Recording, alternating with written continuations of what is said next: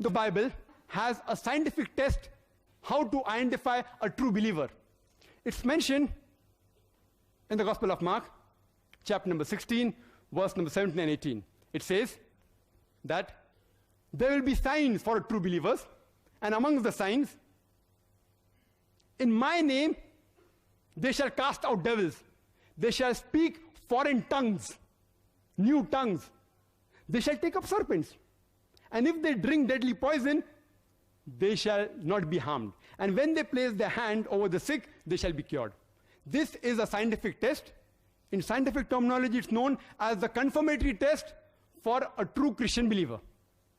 In the past 10 years of my life, I have personally interacted with thousands of Christians, including missionaries. I have not come across a single Christian who has passed this confirmatory test of the Bible.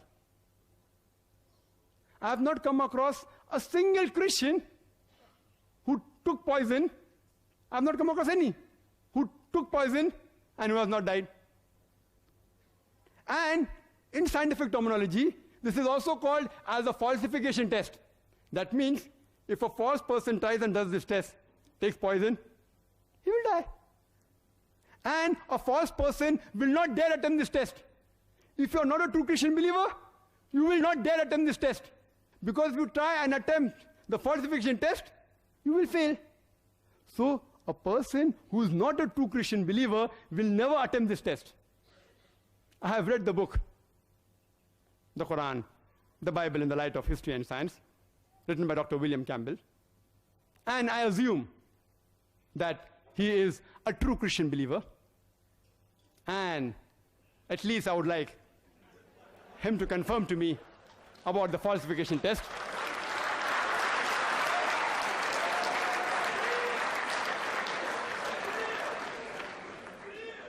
Please be rest assured.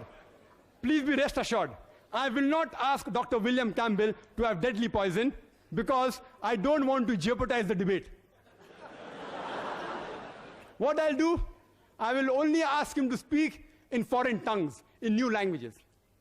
And as many of you may be aware, that India is a land which has more than 1,000 languages and dialects. Only thing I request him is to say these three words, 100 rupees, in the 17 official languages. There are only 17 official languages in India. And to make it easier for Dr. Wiliam Campbell, I've got a 100 rupee note. And this has all the 17 languages mentioned here. Besides English and Hindi, I will help him. I'll give him a beginning. 100 rupiah in Hindi. The remaining 15 languages are here. I'll request him to read.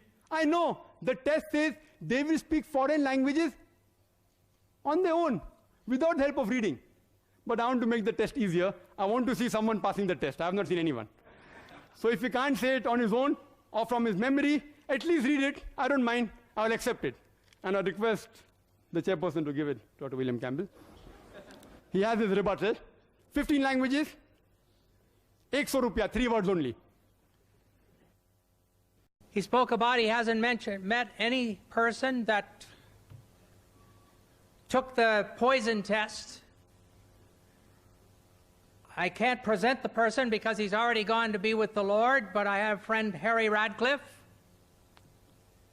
and he lived in a town in the south of Morocco, and one of his people who he thought was a friend invited him over for a lunch, for a dinner. And he invited the wife and son also.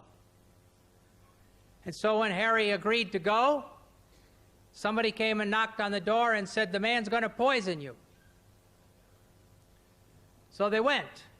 Harry took this very verse that you've read, and he decided that he should go because he had said he would. So he went. He waited, hoping to find a time when the man brought in the couscous, he could turn, the man would go out and he could turn the couscous around. But there was no such time. So he dug in and he ate. His wife she wasn't able to eat very much, and they had fed their son before they went. But Harry ate. And that night, Harry got pains in his tummy. and he had some blood, but he lived. And so 2 days later, he went and knocked on the door, and the man came and opened the door, and his face went absolutely white. And Harry thanked him for the meal. So I give you this one example anyway. Dr. Naik spoke about languages, and of course I am not able to answer about the languages in India.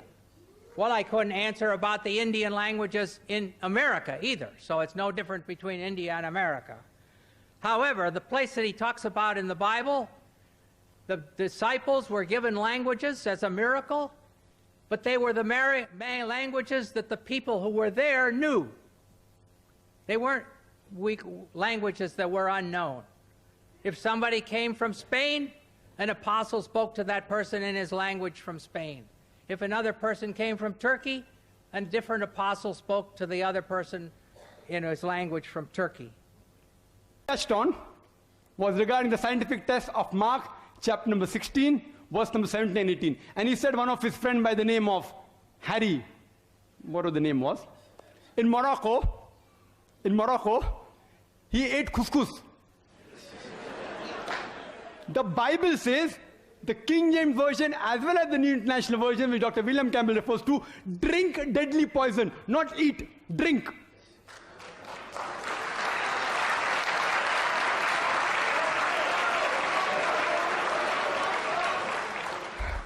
Yet, I don't mind, even a person eats deadly poison also, no problem. But imagine one man in Morocco. I'm told there are 2 billion Christians in the world. No one can come forward. Not one out of the 2 billion. And I thought Dr. William Campbell was a true Christian believer, and I asked him to pass the test, not his friend who already died.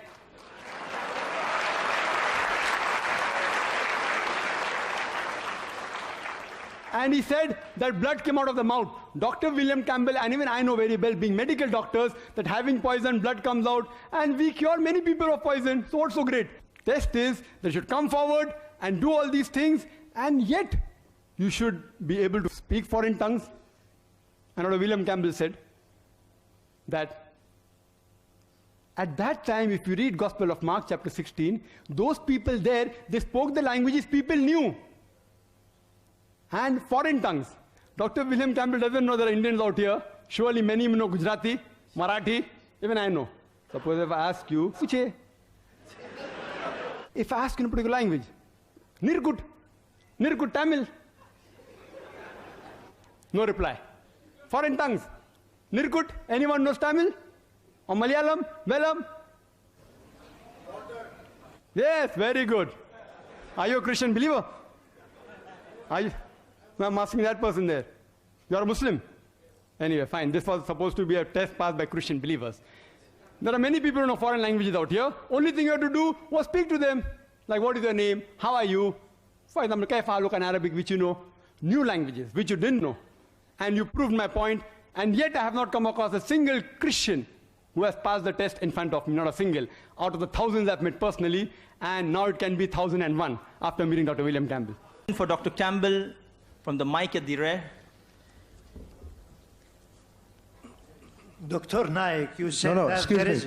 This question is for Dr. Campbell. Okay. So you have to So wait. the next person would like to ask a question for Dr. Campbell. Yes.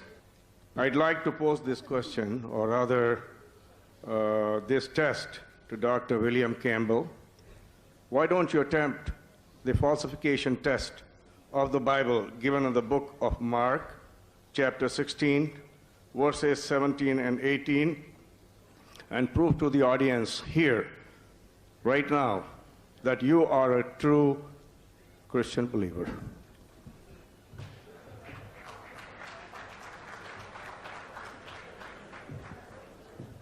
Well, I don't agree with Dr. Naik's interpretation.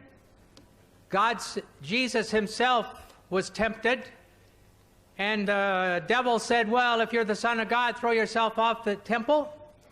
And Jesus said, you will not tempt the Lord your God. And so if I was to stay and say, oh yes, I'm going to be sure and do a miracle in front of you, I would be tempting God. My friend, Harry Radcliffe, he had promised to go. And so he decided to keep his promise and trust God to do his will. It's a different situation. I will not tempt God. Okay, thank you. We should not tempt God, we should not test God, but here we aren't testing God, we are testing the human being. We should not test God, but here we are testing you, and God promises that any believer who has deadly poison, he will not die. He'll be able to speak in foreign tongues. We aren't testing God, we know God is correct. He will see to it that every believer can speak. We are testing you whether you're a believer or not. From the lady in the front for Dr. William. You mentioned the test where a true believer can drink poison and survive because of their faith. What about Rasputin, who was poisoned with enough cyanide to kill 16 people, and when that didn't kill him, he died of blood loss? He was not a good Christian. He had orgies. How do you explain this? Where only a good Christian can drink this poison and live. How do you explain that? Well, I don't feel I have to explain it. I mean, if Rasputin wasn't a Christian, why, what happened to him has no basis for what happened in the Bible. I said before, God didn't intend for us to line up here and start taking poison and see whether he's the true God. Oh, sorry. We are not to test God. That was given that that said that these things will happen. An example would be Paul. He went to, when he was in shipwrecked, and I think it's Crete, but I have the wrong place in my mind, and he landed, and so he was throwing wood in the fire, and a snake bit him. Nothing happened to him. But he wasn't trying to test God, he was trying to throw wood in the fire. It's a different situation. No comment, please. Thank you.